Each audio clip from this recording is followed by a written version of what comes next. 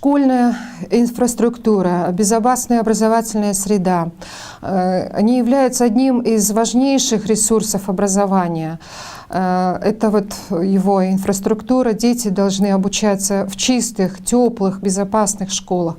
К сожалению, у нас более 600 школ, построенные до 80-х годов, и они выработали свой ресурс. Поэтому в 2015 году правительством Кыргызской Республики была принята программа «Безопасные школы и дошкольные образовательные организации» в Кыргызской Республике до 2024 года.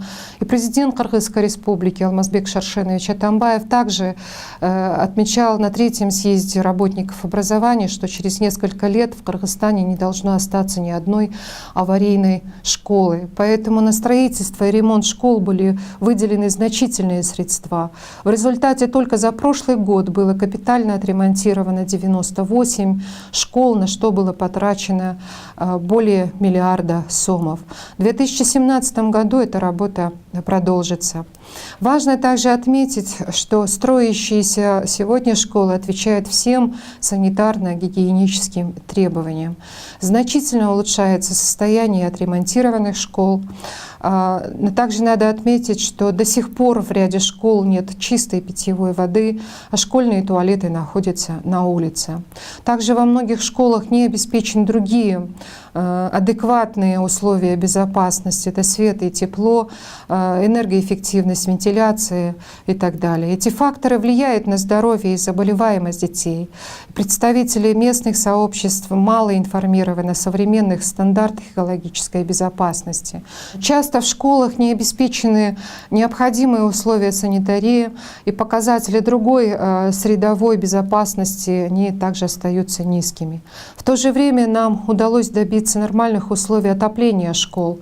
Прекратились отключения электроэнергии, что дало возможность не продлевать зимние каникулы, как было последние несколько лет. Однако необходимо все-таки, чтобы местные органы власти, которые отвечают за состояние школьной инфраструктуры, более активно занимались созданием благоприятных условий для обучения детей.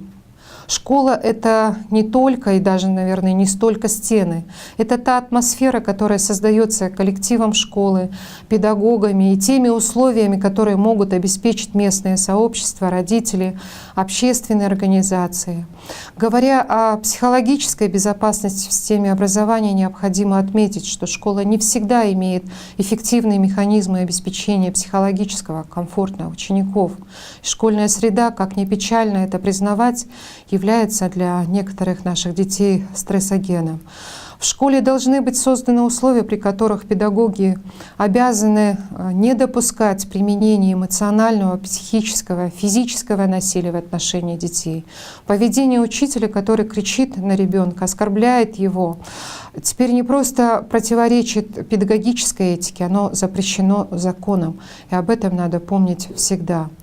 Министерство добилось несколько лет назад появления в школе социальных педагогов, которые должны помогать школе работать с детьми. Но необходимо возрождение всей службы психологической поддержки в школах, разрабатывать материалы для педагогов по вопросам формирования безопасной образовательной среды и практикам ненасильственного поведения в школах. И приоритетом здесь может стать разработка комплексного стандарта безопасной, здоровой образовательной среды в школах, к которой должны подключиться еще ряд министерств и ведомств, таких как Министерство здравоохранения, Министерство чрезвычайных ситуаций и другие. Большую роль в создании безопасной, толерантной и комфортной для детей и педагогов школьной среды, а также формировании личности учащихся в целом должно сыграть воспитание.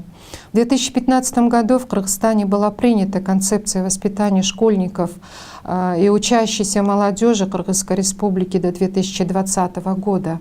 На ее основе каждой организации образования были разработаны планы воспитательной работы. Однако анализ этих планов, а также самой ситуации в системе образования показал, что до сих пор не удалось подойти к проблеме воспитания комплексно.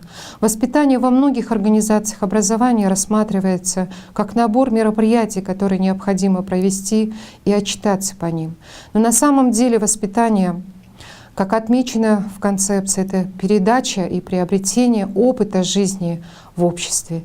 И министерство будет дорабатывать концепцию воспитания, также разрабатывать новый план действий. Он будет сфокусирован на воспитании кыргызстанца, который любит и уважает свою родину, бережно относится к культурному и природному богатству, толерантен в социальной, политической и культурной жизни. Пока это звучит как пожелание, наша же задача — найти действенные механизмы воспитания и на деле обеспечить условия, в которых дети и молодежь смогут проявить свои лучшие качества.